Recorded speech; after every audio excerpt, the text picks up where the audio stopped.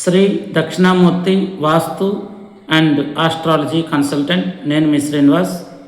మనం ఒక ఇంటి నిర్మాణం చేయాలనుకున్నప్పుడు మన జన్మ నక్షత్రానికి సరిపడే విధంగా ఇంటి నిర్మాణానికి ఒక ఆయాది గణితం ఉంటుంది. ఆ గణితంలో వచ్చేటువంటి ఒక నక్షత్ర బలం ఏదైతే ఉందో ఆ నక్షత్రము మన జన్మ నక్షత్రానికి సరిపోతుందా లేదా అనేది మొదటగా తారాబలంలో పర్యవేక్షించాలి. తదుపరి తిథుల్లో కొన్ని రిక్త తిథులు ఉంటాయి. రిక్త తిథులు అనేది ఇంటి ఆయాది గణితంలో ఇవ్వకూడదు. తర్వాత వారాల్లో మంగళవారం, ఆదివారము ఇవ్వకూడదు. శనివారం కొంతమందికి ఇష్టం ఉండదు కాబట్టి మిగతా 4 వారాలు వచ్చేటట్టు చూసుకోవాలి. ఆ తదుపరి ఇంటికి సంబంధించి ధనము, రుణము, ఆయుష్, ఇలా షడ్వర్గం అనేది ఒకటి ఉంటుంది. తర్వాత నవవర్గ గణితం అని ఉంటుంది. షడ్వర్గ గణితం అంటే 6 అంశాలు తీసుకుంటారు. నవవర్గ గణితం అంటే 9 అంశాలు తీసుకుంటారు. ఇంటికి సరిపడా కొంతమంది ఏకాదశ వర్గం అనేది కూడా చెప్తూ ఉంటారు. కానీ ఇంటికి సంబంధించి షడ్వర్గ సరిపోతుంది గణితంలోని. మరి కొంతమంది నవవర్గ కూడా అడుగుతూ ఉంటారు కాబట్టి ఇస్తాము. అయితే ఇక్కడ ముఖ్యమైనది ఏంటంటే వాస్తు ప్లస్ జ్యోతిష్యం రెండూ తెలిసిన వ్యక్తి అయితే మీకు ఎటువంటి ఇబ్బంది లేకుండా సరైన ప్లాన్ అనేది ఇవ్వగలుగుతారు. ఎందుకు వాస్తు తెలిసిన వాళ్ళని నేను తక్కువ అంచనా వేయటం లేదు, అలాగని వాళ్ళని కించపరచడం లేదు. అలాగే జ్యోతిష్యం తెలిసిన వాళ్ళని కూడా నేను తక్కువ అంచనా వేయటం లేదు, వాళ్ళని కూడా కించపరచడం లేదు. ఎందుకంటే ఒక జ్యోతిష్యులు తెలిసిన వ్యక్తి దగ్గరికి మన వాస్తు గురించి వెళ్తే కనుక ఆయన కేవలం వాస్తులో లోతుగా పరిశీలించకుండా కేవలం రోడ్డుని అనుసరించి 8 దిక్కులు అంటే తూర్పు, ఉత్తరం, పడమర, దక్షిణం, ఆగ్నేయం, ఈశాన్యం, వాయువ్యం, నైరుతి ఈ దిక్కులను అనుసరించే ఆగ్నేయంలో వంటగది, అలాగే మనకి తూర్పులో పూజ గది, ఈశాన్యంలో డోరు, అలాగే ఉత్తరం వచ్చేసరికి ఒక డోర్ ఉండాలి. తర్వాత మనకి వాయువులో టాయిలెట్స్ ఉండాలి, పడమరలో ఒక కిటికీ ఉండాలి, లేదా ఒక చిన్నపిల్లల బెడ్రూమ్ ఉండాలి, అలాగే నైరుతిలో ఒక బెడ్రూమ్, మాస్టర్ బెడ్రూమ్ ఉండాలి. తర్వాత మనకి ఆగ్నేయంలో వచ్చేసరికి వంటగది ఉండాలి.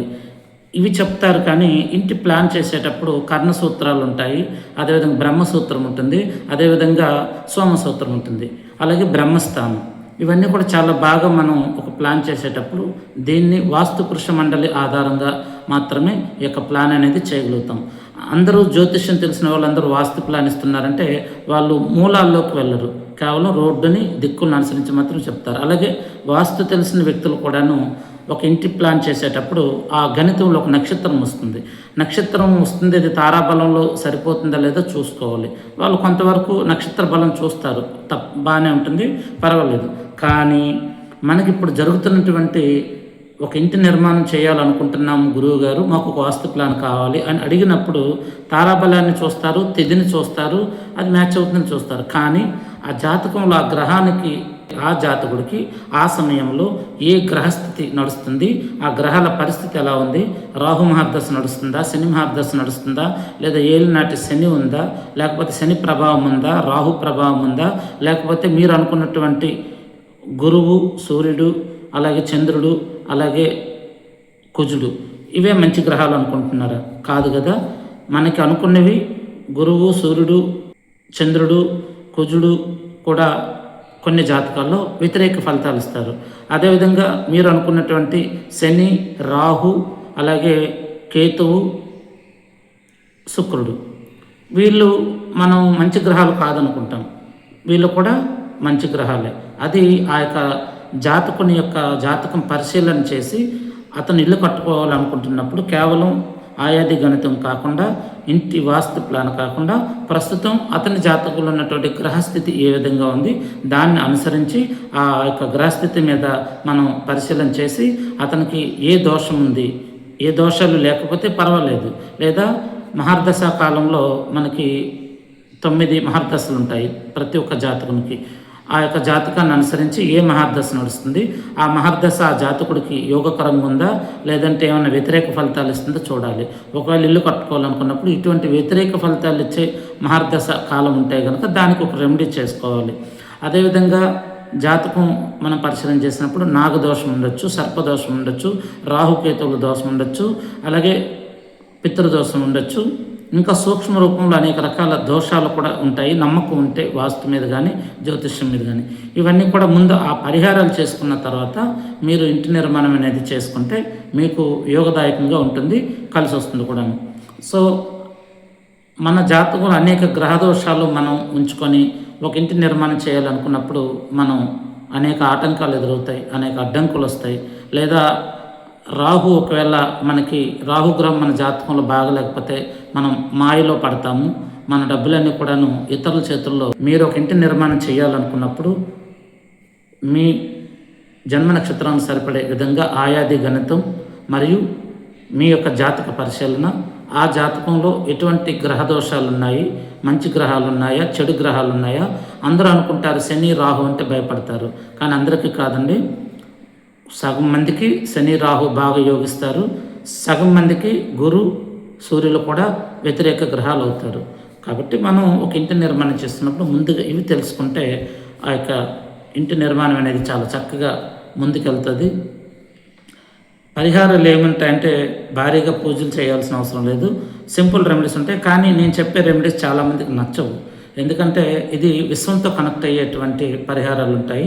పూజలు, యాగాలు, యజ్ఞాలు, హోమాలు కూడా మన జీవితానికి అవసరం. ఎందుకంటే ఈ ప్రకృతికి మనం ఇచ్చేటువంటి ఆ యొక్క యాగాదులు, హోమాల ద్వారా మనం ఒక ప్రకృతి ఆరాధన ద్వారా చేస్తాము.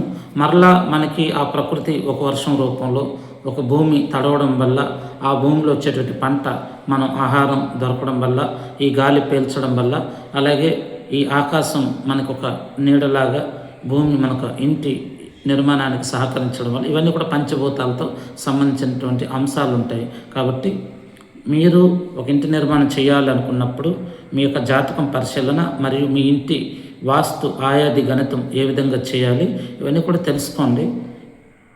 చెప్తున్నాను, అందరూ జ్యోతిష్యం తెలిసిన వాళ్ళందరూ ఇంటి వాస్తు ప్లాన్స్ ఇస్తామంటారు, ఖచ్చితంగా ఇవ్వలేరు. ఎందుకంటే రోడ్డుని దిక్కులను అనుసరించి మాత్రమే ప్లాన్ చేసిస్తారు, కానీ ఇంటి కర్ణ సూత్రాలు, సోమసూత్రము, బ్రహ్మసూత్రము, బ్రహ్మస్థానము ఇటువంటి వాళ్ళు పరిగణలోకి తీసుకోరు.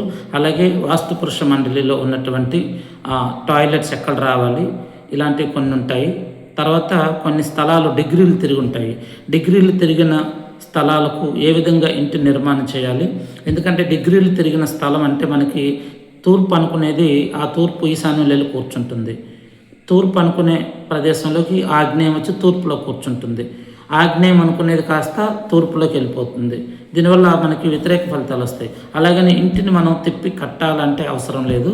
దానికి కొన్ని జాగ్రత్తలు తీసుకొని ఆ యొక్క చిన్న చిన్న ఒక మంచి ఆలోచన విధానంతో, కాకపోతే డిగ్రీల ప్రకారం టాయిలెట్స్ అనేవి మాత్రం వచ్చే ప్రదేశంలో నిర్మాణం చేసుకోవాలి. ఒకవేళ మీకు స్థలం ఎక్కువ ఉందనుకోండి, వాస్తు ప్రకారం ఇంటి గర్భంలో కాకుండా, మనం ఇచ్చేటువంటి ఇంటి ఆయాది గణితం గర్భంలో కాకుండా బయట మనకు ఎక్స్టెన్షన్లో టాయిలెట్స్ తీసుకోవచ్చు. ఆ టాయిలెట్స్ అటాచ్డ్ కూడా చేయొచ్చు. కానీ నియమం ఏంటంటే పూర్తి వాయువ్యం మూల రాకూడదు, పూర్తి ఆగ్నేయ మూల రాకూడదు, పూర్తి నైరుతి మూల రాకూడదు టాయిలెట్స్ అనేవి. దానికి కొన్ని నియమాలు, సూత్రాలు ఇవన్నీ ఉంటాయి. అటాచ్డ్ చేస్తూ మన యొక్క స్థలంలో ఇంటి గర్భంలో టాయిలెట్ లేకుండా చక్కగా ఇంటి నిర్మాణం చేసుకోవచ్చు. ఈ వీడియో మీకు నచ్చినట్లయితే అందరికీ షేర్ చేయండి. అలాగే మీకు వాస్తు ప్రకారం మంచి ఇంటి ప్లాన్ కావాలన్నా, అదేవిధంగా మీకు మీ జన్మ జాతకం పరిశీలన, మీ జాతకంలో ఉన్నటువంటి నవగ్రహ దోషాలకు పరిహారాల కోసము నన్ను సంప్రదించండి. నా ఫోన్ నెంబర్ డిస్ప్లేలో ఇస్తాను. ఓం గం గణపతియే నమః.